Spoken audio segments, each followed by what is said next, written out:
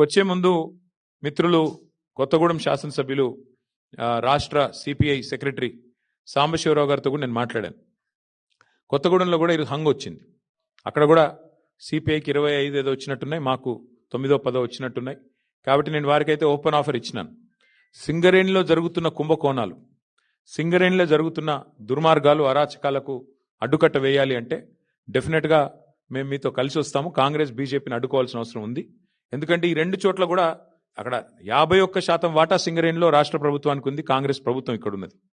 49% వాటా కేంద్ర ప్రభుత్వానికి ఉంది, బీజేపీకి అందులో భాగస్వామ్యం ఉంది.